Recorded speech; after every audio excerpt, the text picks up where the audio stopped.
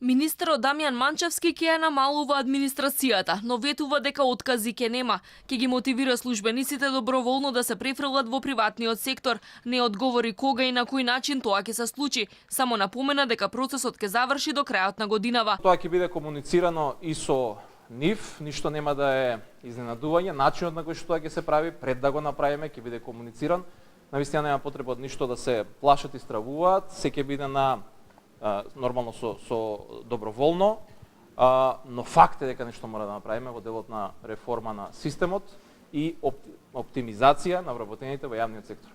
Статус кво ситуацијата не може да стане. Што ако никој не сака да се трансферира? Ајде да видиме.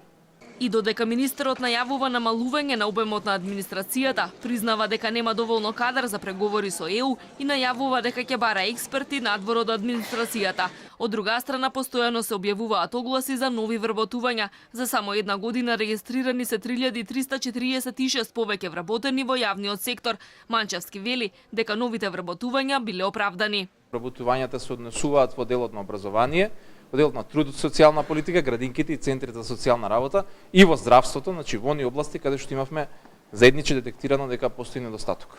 Административците веќе се изјаснија против предлогот да бидат префрлени во стопанството. Протестираа неколку пати, а протестните маршеви ќе ги продолжат и за денот на трудот и по изборите. Бараат повисоки плати, исплата на К15 во јавниот сектор, бенефициран стаж за шумските полицајци. Револтирани се и вработените во културата кои подолг период преговараа за нивелација на платите, но наместо од март ќе ја добијат по изборите. Според последните податоци, во државните институции работат над 132.000 лица.